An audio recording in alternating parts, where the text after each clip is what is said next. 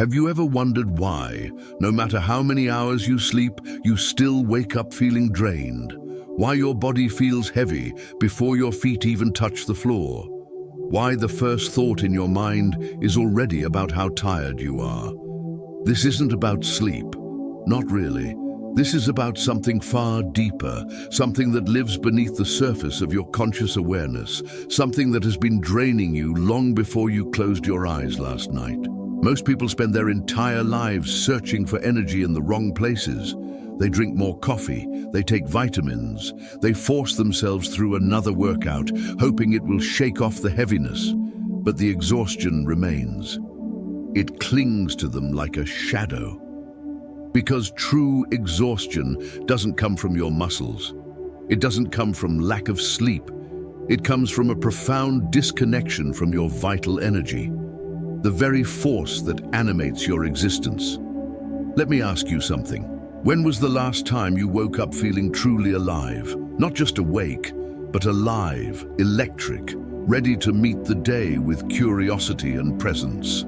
For most of us, that feeling is a distant memory, perhaps from childhood, perhaps from a rare moment of clarity after a breakthrough or profound experience. But it's not our normal state, and we've accepted this as just the way life is. But what if I told you that this exhaustion, this constant fatigue is not natural? What if I told you that you were designed to wake up with vitality coursing through your veins? That your natural state is one of aliveness, not depletion? The truth is, you are leaking energy in ways you cannot see, through patterns you've never examined, through tensions you've learned to ignore, through a relationship with your own life force that has been corrupted by misunderstanding, shame, and disconnection. Your vital energy, the energy that the ancient traditions called chi, prana, kundalini, or life force, is not separate from your sexual energy. They are one and the same. This is the energy of creation itself, the energy that builds worlds, the energy that grows a single cell into a human being, the energy that moves through every living thing. And you have been taught to fear it, to suppress it, to waste it, to disconnect from it entirely. This is why you wake up tired, not because you didn't sleep enough, but because you are living in a state of profound energetic bankruptcy. Your life force is being spent unconsciously, leaked through 1,000 small holes you don't even know exist. Let's go deeper into this mystery. Let's understand what's really happening while you sleep, and why you wake up feeling like you've run a marathon in your dreams. The invisible battlefield of sleep.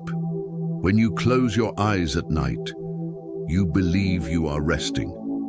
And in some ways, you are. Your body repairs itself. Your mind processes the day. But there is another layer of activity happening that most people never become aware of. Your subconscious mind doesn't rest. It continues working, processing, replaying, rehearsing, and most importantly, maintaining. Maintaining what? All the tensions you didn't resolve during the day, all the emotions you suppressed, all the conflicts you avoided, all the desires you denied, all the truths you refused to speak. Your subconscious is like a faithful servant, trying desperately to keep everything contained, to keep you safe, to maintain the image you've built of yourself, to protect you from feeling what you're afraid to feel. But this work is exhausting. Imagine holding a heavy weight above your head all day.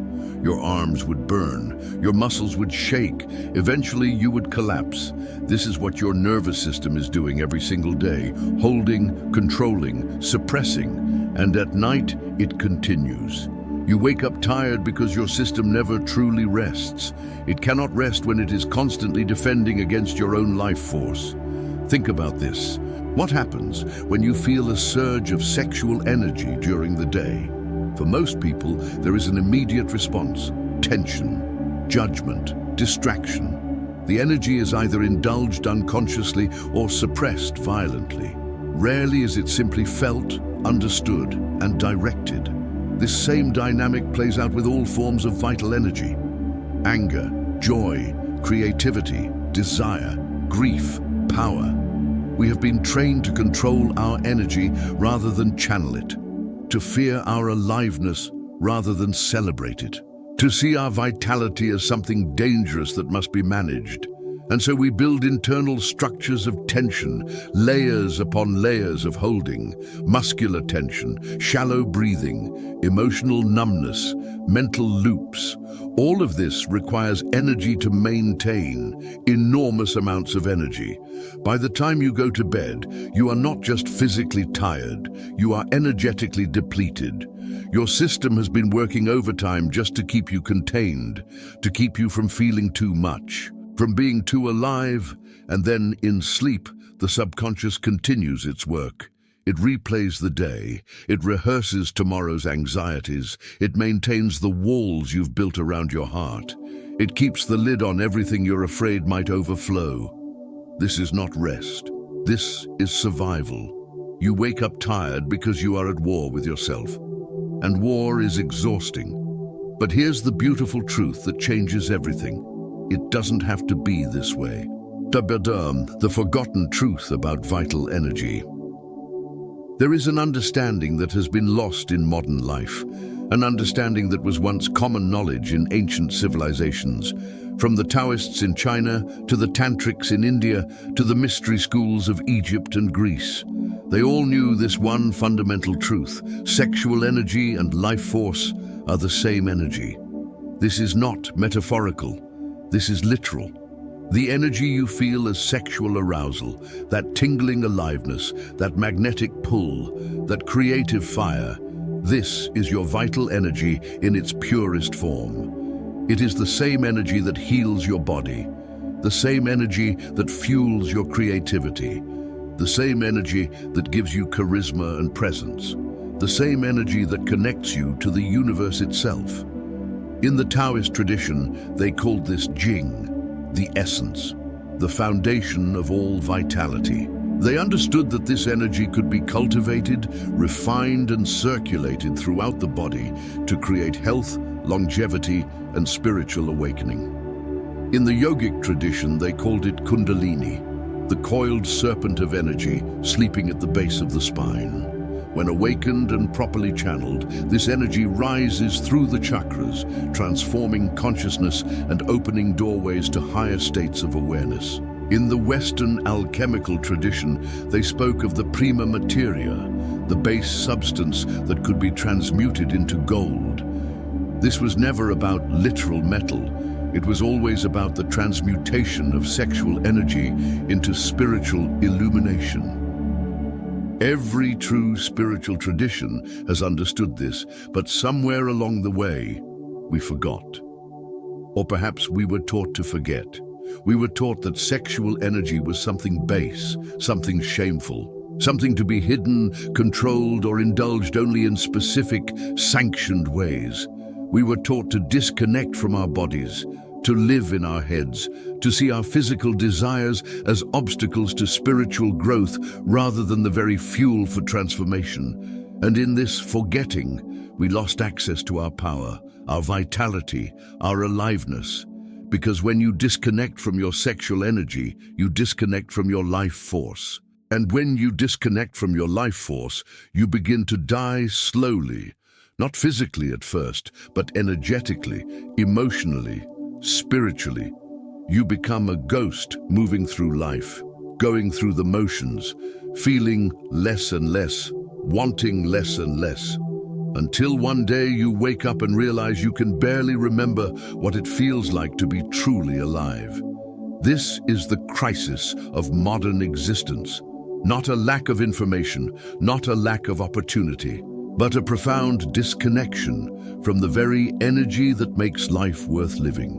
And this disconnection shows up in the most obvious place. You wake up tired every single day because your vital battery is running on empty, and no amount of sleep will recharge a battery that has no connection to its power source. Etc. The two great energy leaks. Now let's get specific. Let's talk about exactly how you're losing your vital energy. Because once you understand the mechanism, you can begin to change it. There are two primary ways that people leak their life force. Two opposite ends of the same spectrum, and most people oscillate between them without ever finding balance. The first is suppression. The second is dispersion. Let's explore suppression first. The weight of suppression. Suppression is what happens when you feel energy rising in your body and you immediately shut it down. You tense, you hold your breath. You distract yourself, you numb out.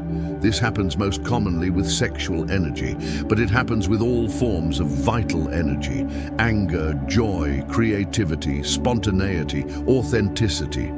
From a young age, most of us were taught that certain energies are not acceptable. We learned that expressing our full aliveness would lead to rejection, punishment, or shame. So we developed strategies, defenses, ways of dampening our energy before it could get us into trouble. These strategies become automatic, unconscious. You don't even realize you're doing it anymore. But your body remembers, your nervous system remembers, and it continues to execute these suppression patterns every single day. What does this look like in practical terms? It looks like chronic muscular tension, particularly in the jaw, the shoulders, the pelvis, and the diaphragm. These are the places where we hold our life force down, where we create internal dams to prevent the energy from flowing freely. It looks like shallow breathing. Most people breathe into only the upper third of their lungs. This serves a specific purpose. It prevents you from feeling too much. Deep breathing activates the lower centers of the body, where vital and sexual energy reside. Shallow breathing keeps you disconnected from these powerful forces. It looks like emotional numbness. When you suppress your vital energy long enough, you begin to feel less of everything. Not just the uncomfortable emotions, but all emotions. Life becomes gray, flat, monotonous. It looks like mental looping. When energy can't flow through the body, it gets stuck in the head. This creates overthinking, anxiety, rumination. Your mind becomes hyperactive because your body is hypoactive. All of this suppression requires constant muscular effort, constant nervous system activation, constant energy expenditure, and this is happening 24 hours a day. Even while you sleep, your body never truly relaxes because it's afraid of what might happen if you let go, what might be felt, what might be expressed. So you hold and hold and hold, and you wake up exhausted, because suppression is not the same as transformation. When you suppress energy, you don't make it go away, you just trap it inside, and that trapped energy creates pressure, tension, dis-ease. Eventually, something has to give. For some people, this manifests as physical illness. For others, emotional breakdown. For others, a life crisis that forces them to finally confront what they've been avoiding. But it doesn't have to reach that point. There is another way. First, though, let me show you the other side of the coin. The scatter of dispersion. If suppression is damming the river, dispersion is letting it flood everywhere without direction. Dispersion happens when you feel vital energy rising, and you immediately discharge it through unconscious action, through compulsive sexuality, through addiction, through endless scrolling, eating, shopping, talking, through anything that gives you a quick release without requiring presence or consciousness. Modern life is designed to keep you in a state of constant dispersion. You are bombarded with stimulation from the moment you wake up. Images, sounds, notifications, news, entertainment, advertising. All of this creates arousal, activation, desire. But there is no container for this energy, no guidance on how to work with it. So it just spills out in 1,000 unconscious ways. You feel a surge of energy and immediately reach for your phone. You feel desire and immediately seek gratification. You feel aliveness and immediately find a way to dampen it, numb it, or waste it. This pattern is just as exhausting as suppression, perhaps more so. Because when you constantly discharge your vital energy without consciousness, you never build a charge. You never accumulate power. You're like a battery that's constantly draining and never fully recharging. Sexual energy is the most obvious example.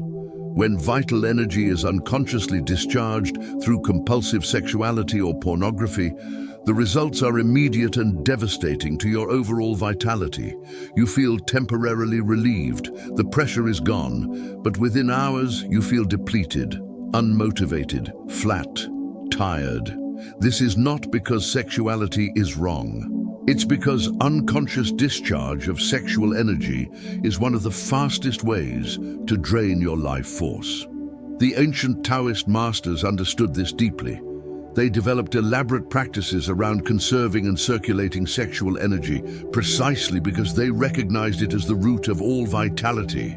They weren't being puritanical, they were being practical. They observed that people who learned to contain and redirect their sexual energy experienced increased health, mental clarity, emotional stability, and spiritual awareness, while those who constantly leaked this energy aged faster, became sick more easily, and remained trapped in cycles of compulsion and depletion. This same principle applies to all forms of vital energy.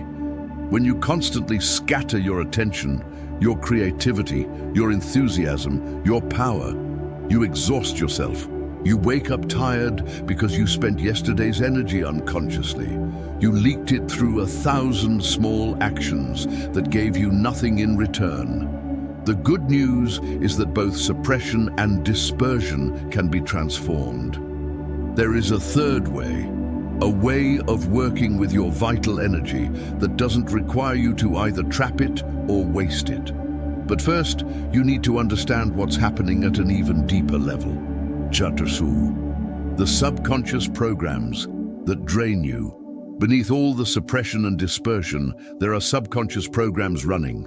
Beliefs, patterns, stories, most of them installed long before you had the capacity to question them. These programs are like applications running in the background of your operating system. They consume resources constantly. They slow everything down. And most of the time, you don't even know they're there. Let me name a few of the most common ones.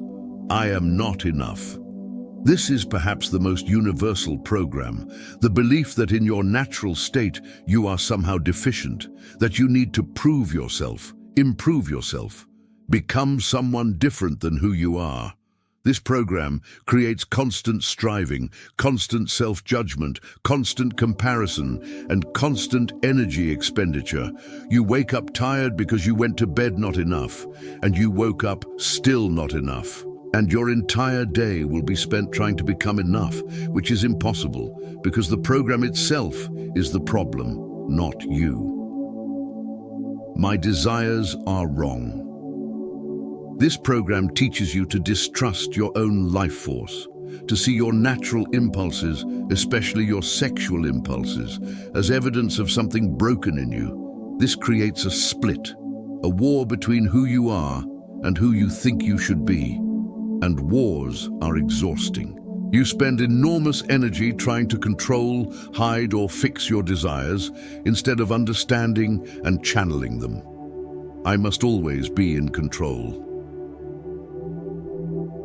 This program comes from fear. The fear that if you truly let go, something terrible will happen. You'll be overwhelmed. You'll lose yourself. You'll be judged or rejected. So you maintain rigid control over your body, your emotions, your expression. You never fully relax, never fully trust, never fully surrender to life. This creates enormous muscular and nervous system tension, the kind of tension that persists even in sleep. Life is hard, and then you die. This program shapes your entire relationship with existence. It tells you that struggle is noble, that suffering is inevitable, that exhaustion is just part of being an adult. When you believe this, you unconsciously create experiences that confirm it. You push through fatigue instead of addressing its root cause. You wear your tiredness like a badge of honor, and the program perpetuates itself. I am separate from the universe. This is perhaps the deepest program, the fundamental illusion that you are an isolated individual, separate from the source of all energy. When you believe you are separate, you feel you must generate your own energy, create your own vitality, maintain your own power through effort and will. This is exhausting because it's based on a false premise. You are not separate from the universe. You are an expression of it. The same energy that spins galaxies and grows forests is moving through you right now. But the program of separation cuts you off from this infinite source. It makes you believe you must rely on your own limited reserves, and those reserves run dry quickly. All of these programs are running simultaneously in most people, creating a constant background drain on vital energy, like having dozens of applications open on your computer, each consuming memory and processing power. No wonder you wake up tired. Your system is exhausted before the day even begins. But here's what you need to understand. These programs are not you. They were installed, which means they can be uninstalled, or at least updated. Part 2. The anatomy of vital energy. Now we need to go deeper into understanding what vital energy actually is, not as a concept, but as a lived, embodied reality. Your vital energy is not abstract. It's physical, it's measurable, not necessarily by scientific instruments yet, though even Western science is beginning to catch up, but measurable by direct experience. You can feel it. You can sense its movement. You can learn to direct it. You can cultivate it. But first, you need to understand where it lives in your body. The 3 energy centers. In the Taoist tradition, they speak of 3 dantians, 3 energy centers in the body. In the yogic tradition, they speak of chakras, different maps, but pointing to the same truth. Your body is not energetically uniform. There are specific areas where energy concentrates, transforms, and circulates. The lower center is located in the lower abdomen, just below the navel. This is the seat of your vital essence, your Jing, your root power. This is where sexual energy resides, where creative force originates, where your connection to earth and body lives. Most people are completely disconnected from this center. They live entirely in their heads. Their awareness never drops below their chest. They have no felt sense of the power that resides in their lower body. This disconnection is one of the primary causes of exhaustion, because the lower center is your battery, your reservoir. When you're not connected to it, you're not connected to your primary power source. The middle center is located in the chest, around the heart. This is where vital energy transforms into emotional energy, into feeling, into connection, into love. This center is often either armored shut or overwhelmed. People either feel too much or too little. They either have rigid boundaries or no boundaries at all. A healthy middle center allows you to feel deeply without being overwhelmed, to connect authentically without losing yourself, to give and receive love freely. The upper center is located in the head, particularly between and slightly above the eyebrows. This is where energy becomes consciousness, thought, awareness, insight. Most modern people are stuck here, trapped in mental activity, cut off from the lower centers. This creates an imbalance.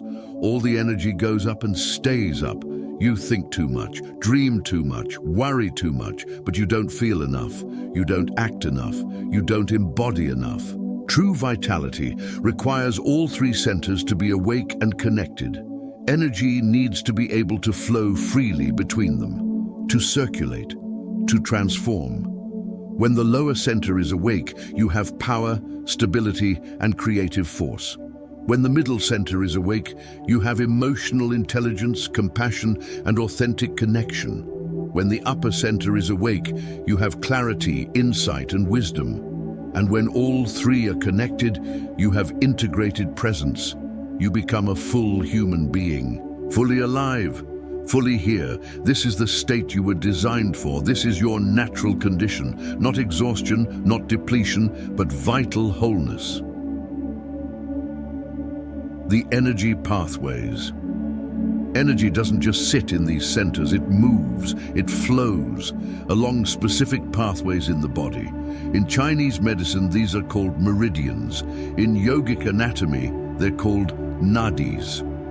Modern science is beginning to recognize these pathways through research on the fascial system and the nervous system. But you don't need to understand the technical details, you just need to feel it. Right now, bring your awareness to your body. Notice where you feel alive, where you feel sensation, where you feel energy. For most people, this is limited to a few areas: the head, maybe the chest, perhaps some chronic pain in the back or shoulders.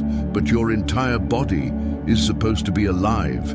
Every cell, every tissue, every organ. When energy is flowing freely, you feel this aliveness everywhere. You feel connected, integrated, whole. When energy is blocked, you feel fragmented. Some parts of you feel alive, others feel numb. Some areas are hyperactivated, others are shut down. These blocks are not random. They form in response to trauma, fear, and suppression. Every time you hold back an emotion, you create a small energetic block. Every time you suppress a desire, you dam the flow.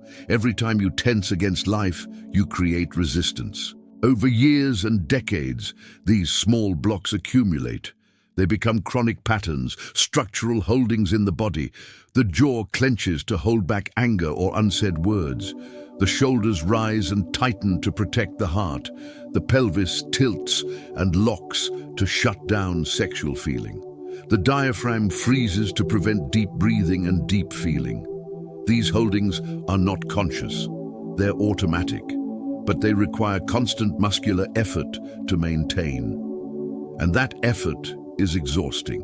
You wake up tired because your body is working all night to maintain these blocks, to keep you from feeling what you're afraid to feel, to prevent the energy from flowing where you've decided it shouldn't go. But energy wants to flow. That's its nature. Like water, it seeks to move, to circulate, to complete its cycle. When you prevent this natural flow, pressure builds, and that pressure creates disease, not just physical disease, though that often follows, but first, energetic disease, emotional disease, spiritual disease, a sense that something is deeply wrong, even if you can't name what it is. Dredel, the breath as energy pump. If I could give you only one tool for working with your vital energy, it would be breath. Breath is the bridge between the conscious and unconscious, between the voluntary and involuntary nervous systems, between body and mind. Every breath you take is either nourishing your vital energy or depleting it. Most people breathe in a way that creates and maintains exhaustion. They breathe shallowly, quickly, irregularly. They hold their breath without realizing it. They never fully exhale. This pattern of breathing keeps you in a low-grade state of stress. It signals to your nervous system that you're in danger, that you need to stay alert, that you can't fully relax, and your nervous system responds accordingly. It maintains tension. It stays vigilant. It prevents deep rest. This is why you can sleep for 8 hours and still wake up tired. Because even in sleep, your breathing is maintaining a stress response. But breath can also be the key to unlocking everything. Deep, conscious breathing activates the parasympathetic nervous system, the rest and digest state. It signals safety to your body. It allows tension to release. It moves energy. When you breathe deeply into your lower abdomen, you activate the lower energy center. You connect with your vital reservoir. You begin to charge your battery. When you breathe into your chest, you open the heart center. You create space for feeling, for emotion, for connection. When you breathe with awareness, you activate the upper center. You bring consciousness to the process. You become present. Breath is the pump that circulates vital energy through your body. Without conscious breathing, energy stagnates. With conscious breathing, it flows. This is not mystical, this is physiology. Breath delivers oxygen to every cell. It removes waste. It massages internal organs. It stimulates the vagus nerve. It regulates the nervous system. But beyond the physical mechanics, breath works directly with energy. You can feel this. Try it now. Take a deep breath into your lower abdomen. Hold it for a moment. Then exhale slowly and completely. Notice what you feel. There's a shift, a change in your state, an activation of something subtle but real. This is vital energy responding to breath. This is your life force waking up. If you did nothing else but breathe consciously for 20 minutes every day, your entire energy system would begin to transform. Blocks would start to release, circulation would improve, vitality would increase. It's that simple and that profound. Part 3. Practical awakening.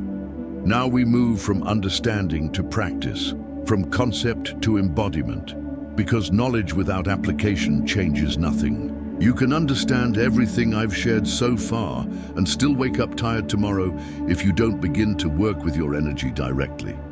So let's talk about what you can actually do, starting tonight. Starting now. The evening practice, preparing for regenerative sleep. Most people collapse into sleep. They don't prepare for it. They go from screen time to unconsciousness without any transition, without any intention. This is like trying to drive a car at full speed and then suddenly slamming it into reverse. It doesn't work. The system needs transition, preparation. If you want to wake up feeling vital instead of exhausted, you need to transform how you enter sleep. Here's what this looks like practically. 1 hour before bed, begin your transition. No more screens, no more stimulation, no more mental activity that ramps you up. This is hard for most people. The evening is often when they finally have time to themselves, time to scroll, to watch, to escape. But this is precisely what's destroying your sleep quality. The blue light, the mental stimulation, the energetic activation. All of it keeps your nervous system alert when it should be winding down. Instead, use this hour for gentle, centering activities. Read something nourishing, journal, stretch, listen to calming music. 30 minutes before bed, begin your breathing practice. Find a comfortable position, sitting or lying down, and begin to breathe consciously, not forced, not controlled, just conscious. Aware.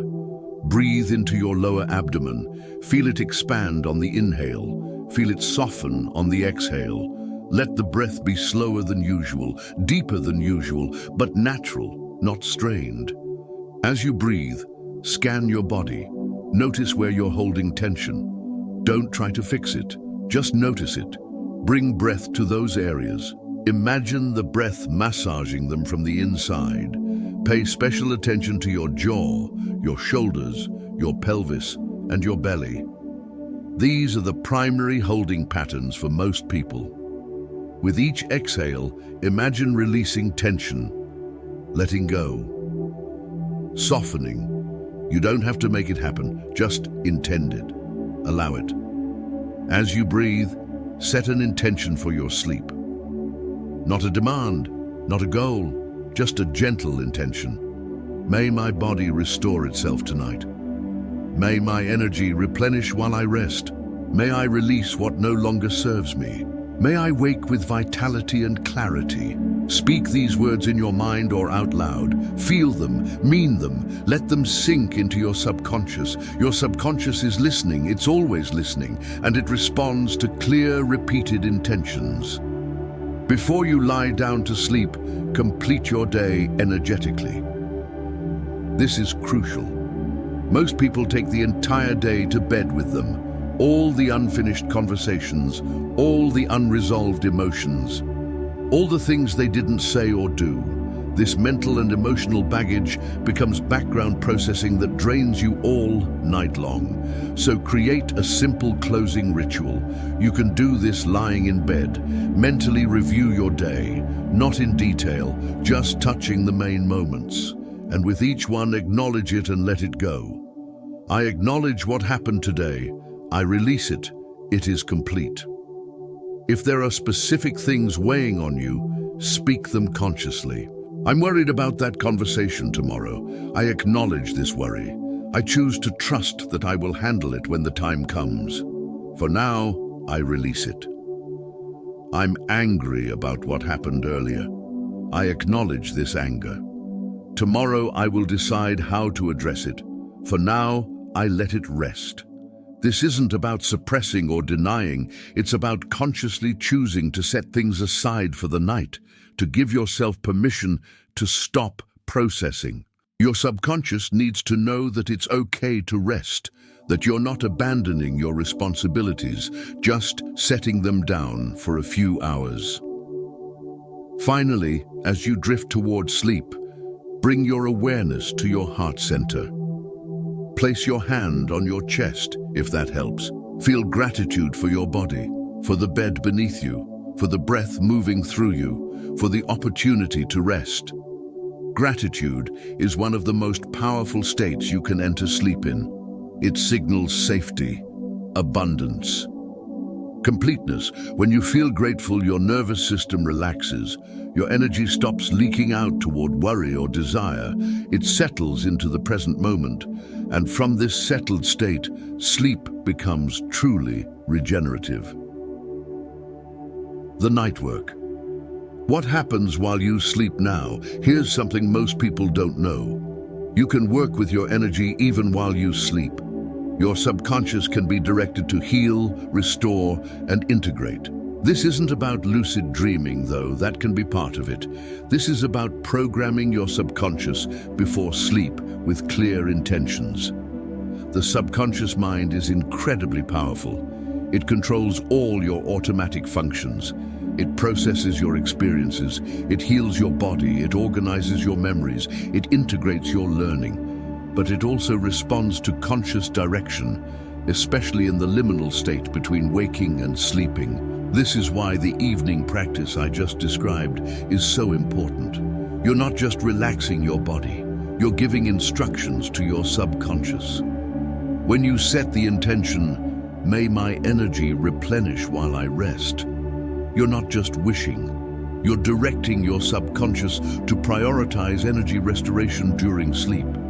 When you say, may I release what no longer serves me, you're instructing your system to process and eliminate old patterns, tensions, and emotions during the night.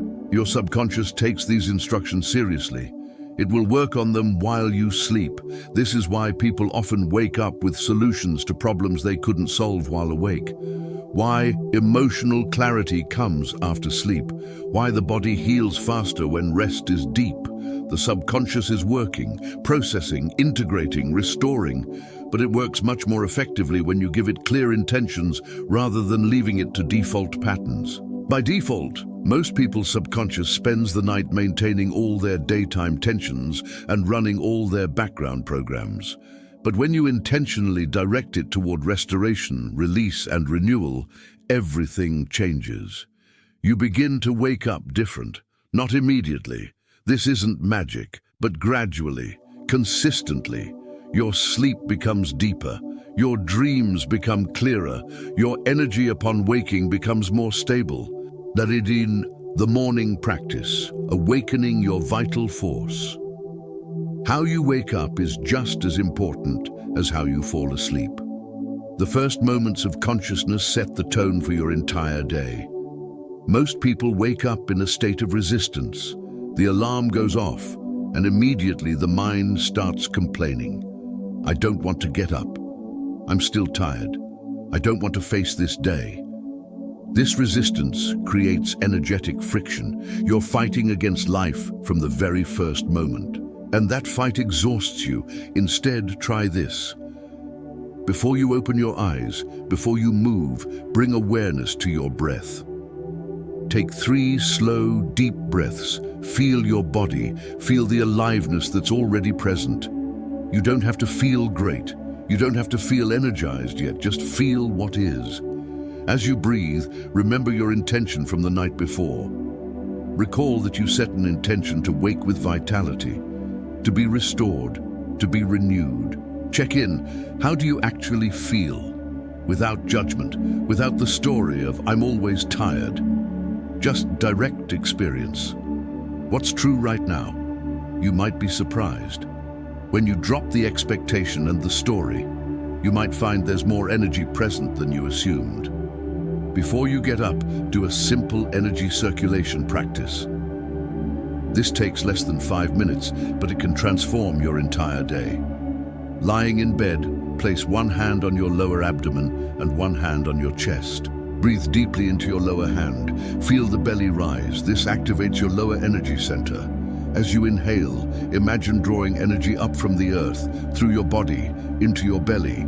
As you exhale, imagine this energy spreading throughout your body, filling your legs, your torso, your arms, your head.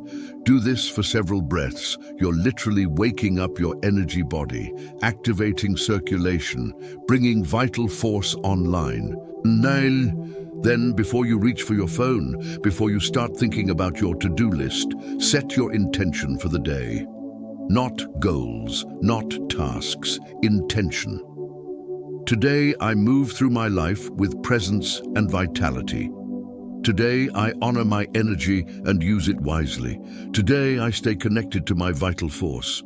Again, you're programming your subconscious, giving it direction, creating a container for the day. When you do get up, move with awareness. Don't rush into activity. Stand. Feel your feet on the floor.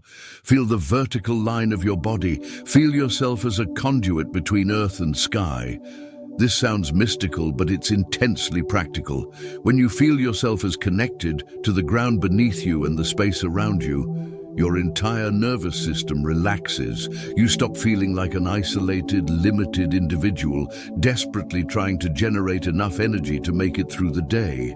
You remember that you are part of something infinite, and that changes everything.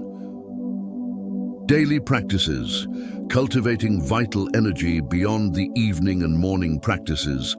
There are specific things you can do throughout your day to stop leaking energy and start cultivating it. Conscious breathing breaks. Set reminders on your phone 3 times per day, morning, midday, and evening.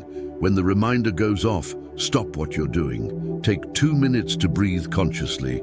Deep belly breaths, slow, rhythmic, present. This simple practice interrupts the momentum of energy depletion. It gives your nervous system regular opportunities to reset. It prevents the accumulation of tension throughout the day. 2 minutes, 3 times per day. That's 6 minutes total. Everyone has 6 minutes, but those 6 minutes can be the difference between collapsing exhausted at the end of the day or finishing with reserves still available. Movement as energy practice. You don't need to exercise for hours. You don't need intense workouts that leave you depleted. What you need is conscious movement, movement that circulates energy rather than drains it. Walking, stretching, dancing, yoga, tai chi, qigong, any movement practice that emphasizes breath, awareness, and flow. 20 to 30 minutes per day is ideal, but even 10 minutes makes a difference. The key is consciousness. You're not moving to burn calories or build muscle, though those might be side effects. You're moving to circulate vital energy, to prevent stagnation, to keep the pathways open. Pay attention to areas that feel blocked or numb. Move them gently. Breathe into them. Invite sensation and aliveness to return. Conservation of sexual energy. This is where most people lose the most energy without realizing it. I'm not suggesting celibacy. I'm not suggesting sexual repression. That would be just another form of suppression, which we've already established is exhausting. I'm suggesting consciousness, awareness, intention. When sexual energy arises, feel it. Don't immediately discharge it. Don't immediately suppress it. Just feel it. This is enormously powerful. Sexual energy is the most concentrated form of vital energy you have access to. When you learn to feel it without immediately acting on it, you begin to build a charge. That charge transforms into creativity, into charisma, into mental clarity, into emotional stability, into spiritual awareness. The ancient Taoists were very specific about this. They recommended that men, in particular, practice retention, not complete abstinence, but conscious conservation of sexual essence. For women, the practice is slightly different, but equally important. It's about cultivating and circulating sexual energy rather than depleting it through unconscious expression. This doesn't mean never having sex. It means transforming your relationship with sexual energy from unconscious discharge to conscious cultivation. When you do express sexually, do it with full presence, with breath, with awareness, with intention. Make love rather than just releasing tension. Connect deeply rather than just scratching an itch. Feel the energy move through your entire body rather than just localizing it in your genitals. This transforms sex from energy depleting to energy circulating, from exhausting to revitalizing. Emotional completion. Throughout your day, emotions arise. This is natural, this is healthy. Emotions are energy in motion. The problem is that most people don't complete their emotions. They feel something, suppress it or discharge it unconsciously and move on. But the energy doesn't fully process. It gets stuck. Stuck emotions are another major energy leak. They create background tension that drains you constantly.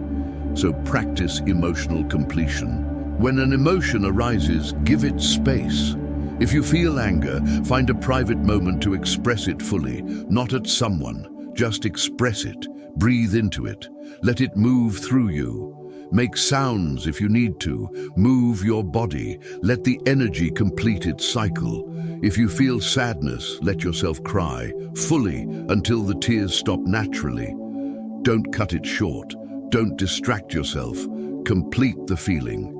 If you feel joy, let yourself express it. Laugh, dance, celebrate. Don't dampen it because it's not appropriate or because you think it won't last. Every emotion that's allowed to complete its cycle releases rather than stores. Every completed emotion is energy that becomes available again. Incomplete emotions are energy locked away in tension and holding patterns. Conscious consumption. Pay attention to what you consume. Not just food, though that matters too, but information, entertainment, content. Everything you take in has an energetic signature. Everything either nourishes or depletes you. Most people consume unconsciously. They scroll, they binge, they expose themselves to content that activates stress, comparison, fear, or desire, without any awareness of the energetic cost. Start choosing consciously. Before you pick up your phone, ask, is this going to give me energy or take energy? Before you watch something, read something, listen to something, check in. How do I want to feel? Will this support that or undermine it? This isn't about rigid control. It's about awareness, about treating your energy as precious rather than unlimited. Because it's not unlimited, not when you're disconnected from the source. But even before you reconnect fully with that infinite source, you can become a much better steward of the energy you have access to. Part 4. The deeper transformation. Everything I've shared so far is practical, applicable. You can start tonight and feel shifts within days or weeks, but there's a deeper level of transformation available.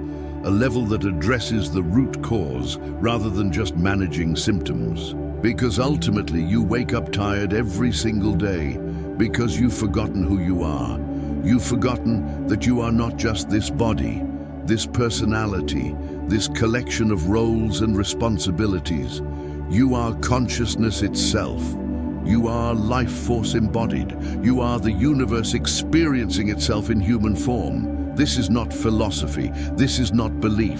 This is direct truth that you can experience once the veils of conditioning are removed. Every spiritual tradition points to this truth in different languages. The Buddha called it awakening. The yogis call it self-realization. The mystics call it union with the divine. But underneath the different terminology, they're all pointing to the same shift, the recognition of what you truly are. And when this recognition happens, everything changes, including your relationship with energy, because you realize you were never separate from the source. You are the source. The energy you've been trying to cultivate, conserve, and accumulate, you are made of that energy. You are that energy. The exhaustion you feel is the exhaustion of trying to be something you're not, of maintaining an illusion that requires enormous effort. The illusion that you're a separate self, isolated in a hostile or indifferent universe, having to generate your own energy and meaning and purpose through effort and will. That's exhausting. Of course, you wake up tired. You're doing the impossible. You're trying to be separate from the totality, and that takes infinite energy to maintain. But when the illusion dissolves, even just for moments, the energy that was going into maintaining it becomes available. You don't need to generate vitality. You just need to stop blocking it. You don't need to find your life purpose. You just need to stop resisting life itself. You don't need to become someone special. You just need to remember what you already are. This is the practice of presence. The most direct path to this remembering is presence, not thinking about presence, not understanding presence intellectually, but actually being present right now, in this moment, in your body, in your breath, in your direct experience. Most people are never present. They're always somewhere else, in the past, in the future, in their thoughts, in their stories, in their fears and desires. This constant absence from the present moment is incredibly draining. Because the present moment is where life is actually happening, where energy is actually flowing. When you're not here, you miss it. You miss life. You miss the vitality that's always available. So the practice is simple, though not easy. Come back to now, again and again.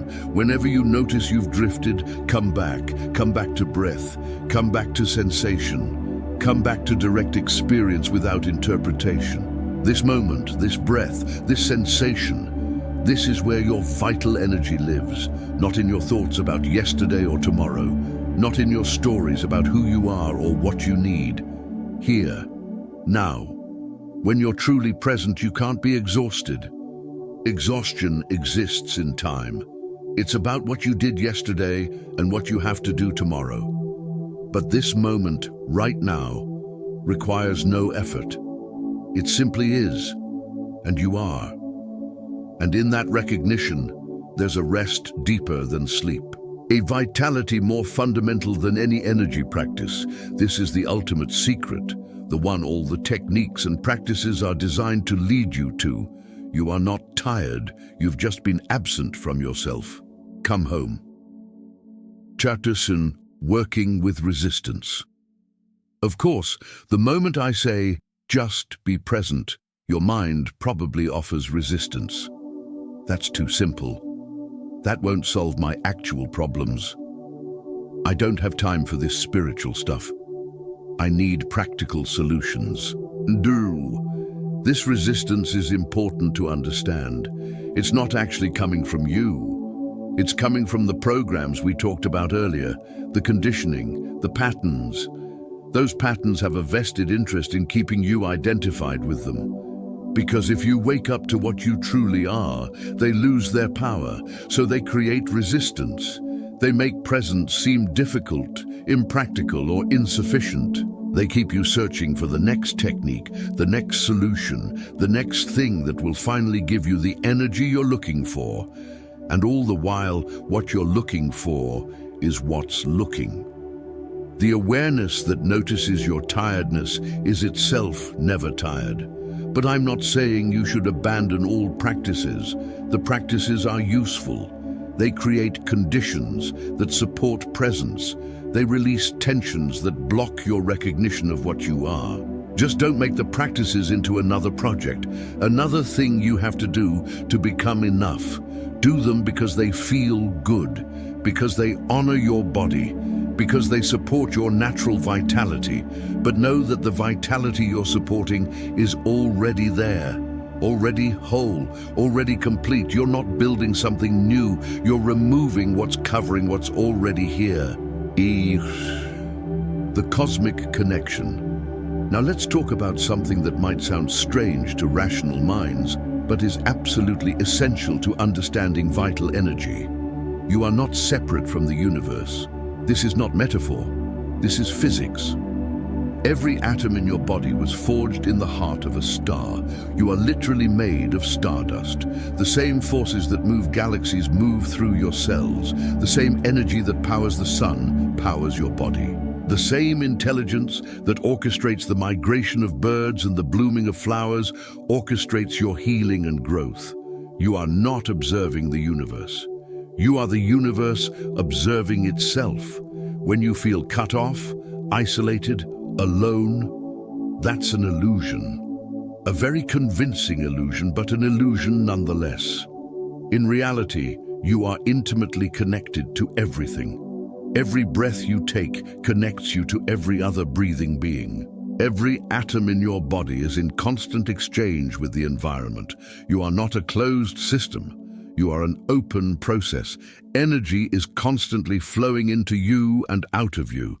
The problem is that most people have closed themselves off. They've built walls, defenses, boundaries that are so rigid they've become prisons. These walls take enormous energy to maintain, and they cut you off from the infinite source of energy that's always available. When you begin to open again, to soften the boundaries, to remember your connection, energy flows more freely. This is why spending time in nature is so restorative, not just because it's peaceful or beautiful, but because nature reminds you of your true nature, your interconnection.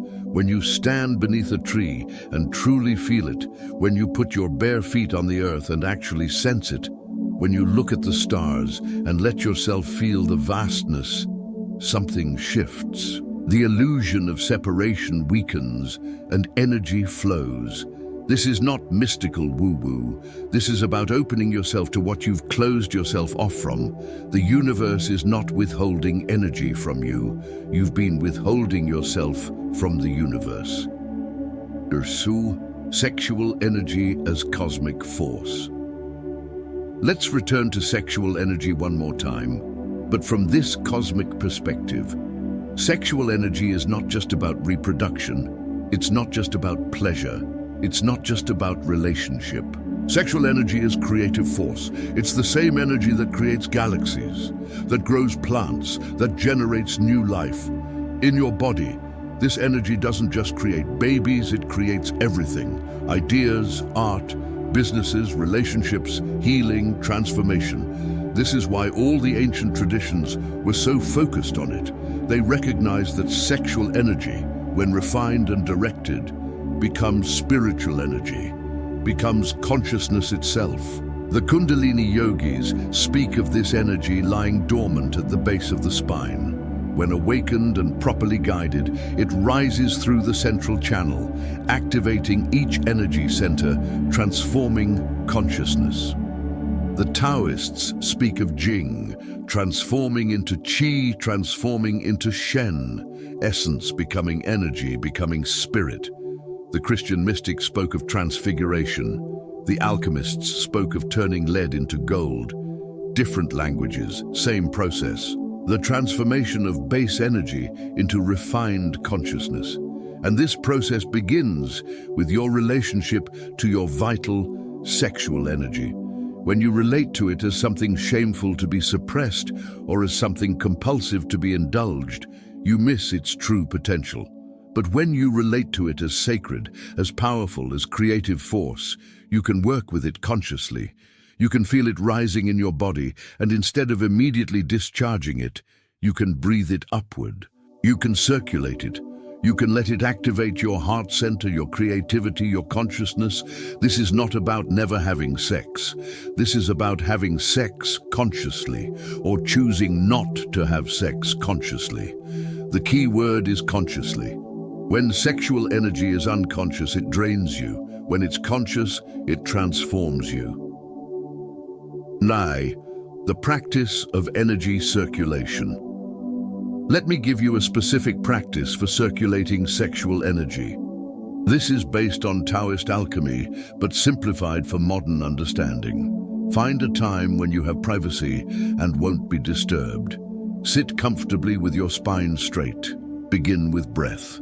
Deep, slow breaths into your lower abdomen. Feel the belly expand and contract. After several breaths, bring your awareness to your perineum, the area between your genitals and anus. This is the root of your energy body, the place where Kundalini is said to reside. As you breathe in, imagine drawing energy from this root point up through the center of your body, up through your belly, your solar plexus, your heart, your throat, your head. As you breathe out, imagine the energy fountaining out the top of your head and cascading down the outside of your body, back to the root point. Breathe in. Energy rises up the center. Breathe out. Energy flows down the outside. Continue this circulation. Don't force it. Don't strain. Just intend it and allow it. You might feel warmth, tingling, pleasure, energy, or you might feel nothing obvious at first. That's okay. The practice is working whether you feel dramatic sensations or not. As you continue, you may notice sexual arousal building. This is natural. This is the practice working. When this happens, don't discharge the energy. Don't suppress it either. Just continue circulating it with breath and intention. Breathe it up. Let it rise. Let it spread. Let it transform. As sexual energy rises and circulates, it activates different centers. It opens your heart. It clears your mind. It expands your consciousness. This is the alchemical transformation. Base energy becoming refined energy. Sexual becoming spiritual. Without denying either.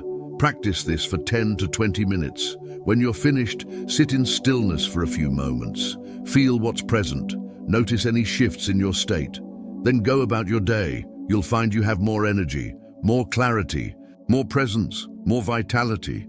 This is not because you generated new energy, it's because you stopped leaking it unconsciously and started circulating it consciously. Part 5. Integration and daily life. Everything we've explored is useless if it remains theoretical. The transformation happens in application, in daily life, in moments of challenge and opportunity. So let's talk about how to integrate all of this into your actual existence. Energy awareness as a skill. First, develop energy awareness as a skill. Just like you can learn to be aware of your thoughts or emotions, you can learn to be aware of your energy.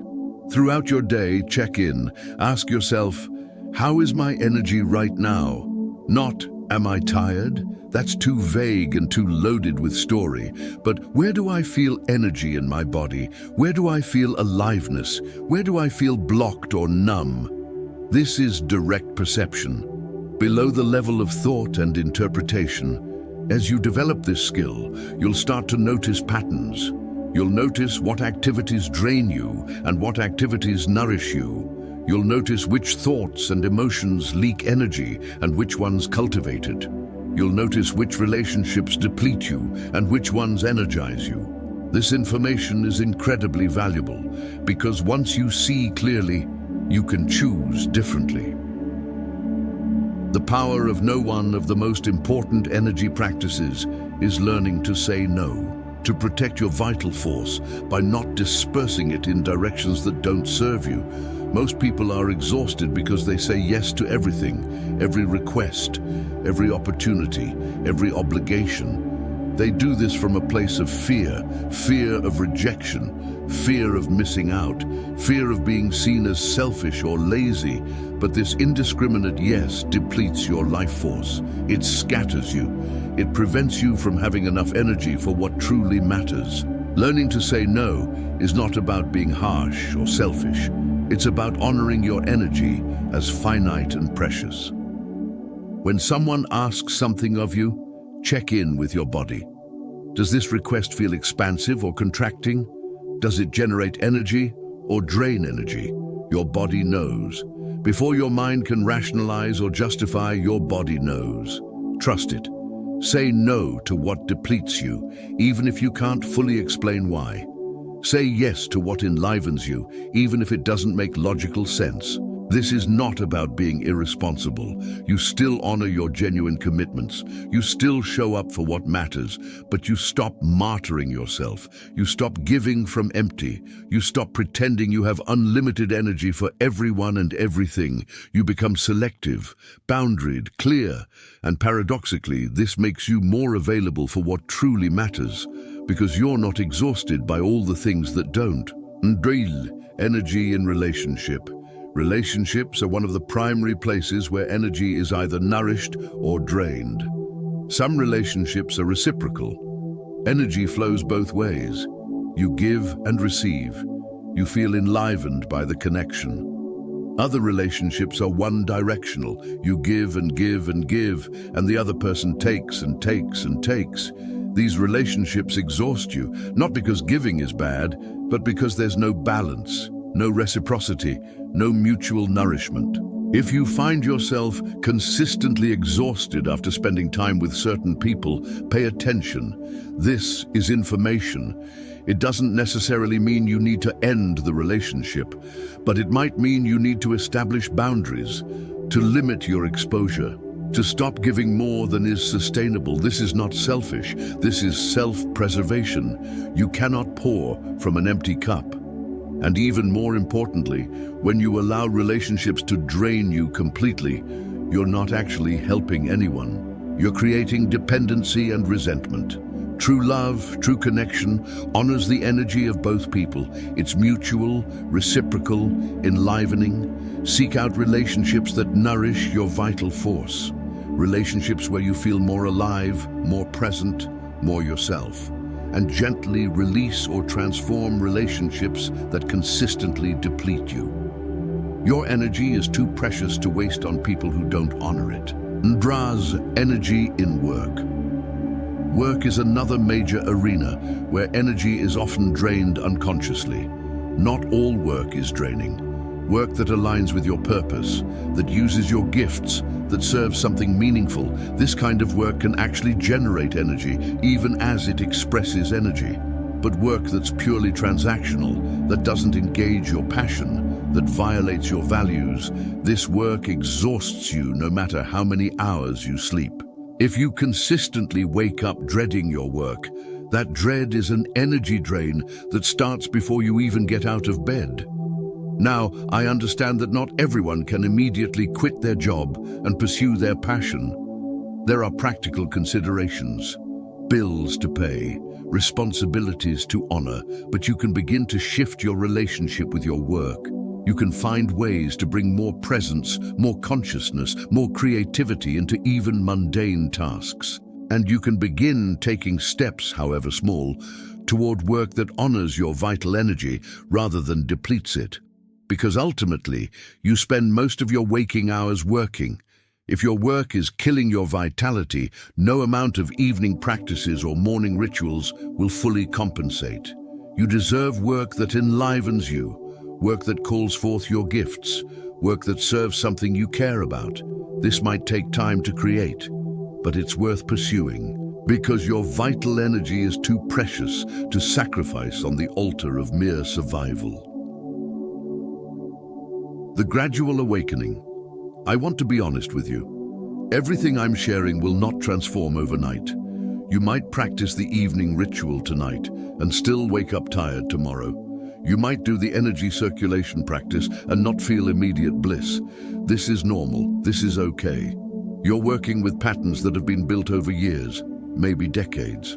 Tensions that have been held for so long, they feel like part of your identity. Releasing these patterns takes time, patience, consistency. But here's what I can promise you. If you engage with these practices sincerely, consistently, you will feel shifts. Maybe not tomorrow, but within weeks, within months. You'll notice you're sleeping more deeply. You'll notice you're waking with a bit more ease. You'll notice moments throughout the day where you feel genuinely alive, present, energized. These moments will become more frequent. They'll last longer. They'll feel more stable. And gradually, almost imperceptibly, your baseline will shift. What used to be a good day becomes your normal day. What used to feel like peak vitality becomes your regular state. This is not about achieving some permanent state of bliss. Life will still have challenges. You'll still have hard days. You'll still get tired sometimes, but the quality of your tiredness will change. It will be the natural tiredness that comes from engaging fully with life, not the chronic depletion that comes from being disconnected from your vital force. And you'll have the tools to restore yourself, to reconnect, to replenish. Building your personal practice. Here's what I recommend. Don't try to do everything at once. That's overwhelming and unsustainable. Start with one practice, just one. I recommend starting with the evening practice. The 1 hour before bed transition, the breathing, the intention setting, the release of the day. Do that consistently for 2 weeks. Let it become a habit. Let it become something you look forward to rather than another obligation. Then add the morning practice, the conscious awakening, the energy circulation, the intention setting for the day. Do both of these for another 2 weeks. Then add the breathing breaks during the day. 3 times per day, 2 minutes each. Build slowly. Layer by layer, let each practice integrate before adding the next. And throughout this gradual build, maintain awareness. Notice what shifts, notice what changes, notice what practices resonate most deeply with you. Because ultimately, you're the expert on your own energy. These practices are guidelines, invitations, possibilities. You get to discover what works for your body, your life, your unique configuration. Some people resonate deeply with breathwork, others with movement, others with energy visualization, others with presence practices. Follow what calls to you, what enlivens you, what makes you feel more connected to your vital force. And don't be rigid. Your practice will evolve. What you need today might be different from what you need in 3 months. Stay flexible, stay curious, stay engaged. When resistance arises, there will be times when you don't want to practice, when it feels like too much effort, when you'd rather just collapse into bed or scroll on your phone. This is normal. This is human. Don't judge yourself for it. Don't make it mean something about your commitment or your worthiness. Just notice it and ask, is this resistance coming from genuine tiredness that needs rest? Or is it coming from the old patterns trying to maintain themselves? Sometimes you really do need to just rest, to not do anything, to honor genuine depletion. But often, the resistance is coming from the part of you that's afraid of change, that's comfortable with exhaustion, because it's familiar. When you can recognize this, you can gently invite yourself to practice anyway, not from force or discipline, but from care. I know you're resistant. I see you, and we're going to do this practice anyway because I love you and I know it will help.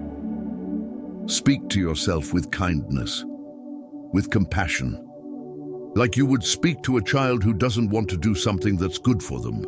And when you do practice from this place, even when you don't feel like it, you'll often find that the resistance dissolves within minutes.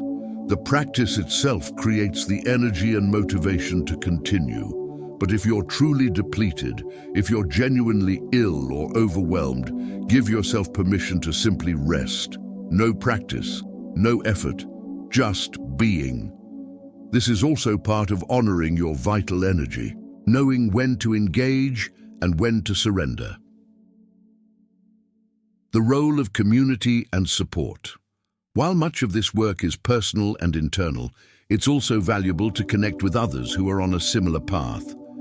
Whether that's a formal class, a practice group, an online community, or even just one friend who's also interested in working with vital energy, there's power in collective practice, in sharing your experiences, in being witnessed and supported. When you practice alone, it's easy to doubt yourself, to wonder if what you're experiencing is real, to lose motivation. But when you connect with others who are experiencing similar shifts, similar challenges, similar awakenings, it validates and strengthens your practice. You realize you're not alone in this, that what you're experiencing is real and shared. So seek out your people, your tribe, the ones who understand this language of energy and consciousness and transformation. They're out there, and finding them can be one of the most nourishing things you do for your vital force. The Na. Part 6. The deepest secret. Now we come to the deepest secret, the one that everything else has been preparing you to hear. You wake up tired because you've forgotten how to receive, not from others, not from achievements or acquisitions, but from life itself, from existence, from the universe. Most people are constantly in output mode, doing, achieving, producing, giving, striving. Even their rest is strategic. Rest in order to do more tomorrow, sleep in order to be productive. But true vitality comes from receptivity, from allowing yourself to be filled, to be nourished, to be loved by life. This is not passive. Receptivity is not passivity. It's an active opening, a conscious allowing. It's the willingness to receive the breath that life is offering you in each moment, to receive the beauty that surrounds you, to receive the support of the earth beneath your feet, to receive the care that others offer, to receive the gifts that are constantly being given. Most people are so defended, so armored, so busy trying to make life happen through force, they miss what's already being offered. Life is not withholding from you. You're withholding yourself from life. And this withholding is exhausting because you're trying to generate through effort what could be received through opening. Think about it. What if you didn't have to manufacture your own energy? What if it was always available, constantly flowing, and all you had to do was open to it? This is not fantasy. This is how it actually works. You are not a closed system generating your own power. You are an open system receiving power from infinite source. Your breath comes from the air. You don't create it, you receive it. Your food comes from the earth. You don't create it, you receive it. Your body heals itself without your conscious intervention. You don't create healing, you receive it. In the same way, vital energy is constantly available, constantly flowing, constantly offered, but you have to be willing to receive it. Dara. The practice of receiving.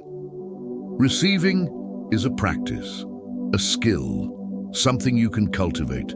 Start with simple things. When someone gives you a compliment, instead of deflecting or minimizing, simply say, "Thank you," and let it land.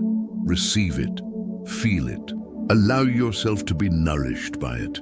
When you're in nature and you see something beautiful, don't just glance at it and move on. Stop. Look. Really see it. Let the beauty enter you. Receive it. When you eat, don't just consume food unconsciously while doing something else. Taste it. Feel it nourishing your body. Receive it with gratitude. When you breathe, don't just breathe automatically. Feel the breath as a gift. Air entering your body, life force flowing in. Receive it consciously. This practice of receiving transforms everything. Because when you're in receiving mode, you're not depleting yourself. You're allowing yourself to be filled. And when you're filled, you naturally overflow. You have energy to give, to share, to create, to love. But it comes from overflow, not from depletion, from abundance, not from sacrifice. This is the sustainable model. Receive, be filled, overflow, give, receive again, not give, give, give until you collapse. Then force yourself to get up and give more. That model is killing you, literally. It's why you wake up tired every single day. Surrendering to vital force. Here's the paradox. The more you try to control your energy, the more you deplete it. The more you surrender to the natural flow of vital force, the more energy you have access to. Control requires enormous effort. Maintaining all the tensions, the defenses, the patterns, this is control. And it's exhausting. Surrender doesn't mean giving up, it means giving in to what's true, to what's natural, to what wants to happen. Your body knows how to be vital, your energy knows how to flow, your system knows how to heal and restore and balance. But your mind keeps interfering, trying to manage, trying to optimize, trying to control. What if you just let go? What if you trusted the intelligence that's been keeping your heart beating and your cells dividing since before you were born? This intelligence doesn't need your conscious management. It needs your permission, your cooperation, your surrender. When you lie down to sleep tonight, instead of trying to make sleep happen, surrender to it. Let go. Trust that your body knows what to do. When you feel energy rising during the day, instead of trying to manage it or direct it, surrender to it. Let it move through you. Trust its wisdom. When you feel tired, instead of fighting it or judging it, surrender to it. Rest deeply, without guilt or resistance. Surrender is not defeat, it's alignment. It's cooperation with the natural flow of life, and it's infinitely less exhausting than constantly trying to control everything. Trusting the process. You've been given a lot of information in this session, a lot of practices, a lot of understanding. Don't be overwhelmed by it. You don't have to remember everything. You don't have to do everything perfectly. Just start somewhere, anywhere. Pick one thing that resonated, one practice that called to you, one insight that landed. Start there. Do that consistently with presence, and trust that the rest will unfold. That you'll be guided to what you need when you need it. Your vital energy wants to flow freely. Your body wants to heal. Your consciousness wants to expand. These are natural movements. You're not making them happen. You're allowing them to happen. And allowing is so much easier than forcing. The invitation. So here's my invitation to you as you prepare for sleep tonight, and every night from now on. Remember that you are not just a body that needs rest. You are vital force embodied. You are life itself, temporarily organized into this form. And life is not something you have to struggle to maintain through effort and will. Life is something you participate in through presence and openness. You don't have to wake up tired tomorrow. That's not inevitable. That's not just how it is. You can wake up different, gradually, progressively, consistently, not by doing more, but by being more present, more conscious, more connected to your breath, to your body, to your energy, to life itself. This is your birthright, this aliveness, this vitality, this sense of being fully here, fully present, fully engaged with existence. You haven't lost it. You've just forgotten where to look for it. It's not out there. Not in some achievement or acquisition or future state. It's here, now, in this breath, in this body, in this moment, and it's been here all along, waiting for you to remember, waiting for you to come home. So tonight, as you close your eyes, don't see sleep as an escape from exhaustion. See it as a return to source, a reconnection with the infinite well of vital energy that you are. Set your intention, do your practice, and then surrender. Let go, trust. And when you wake tomorrow, notice. Even if it's just a small shift, even if it's just a moment of feeling slightly more present, slightly more alive, notice it, appreciate it, build on it, because this is how transformation happens. Not in one dramatic leap, but in 1,000 small shifts, 1,000 small choices, 1,000 small returns to presence, day by day, night by night, breath by breath, until one morning you wake up and realize you're not tired anymore.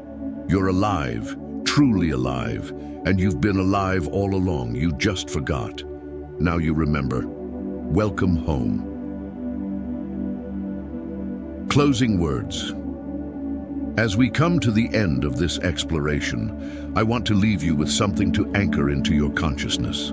Every tradition that understood vital energy also understood the power of the mind to shape reality, the power of intention, the power of belief. What you believe about your energy becomes your experience of your energy.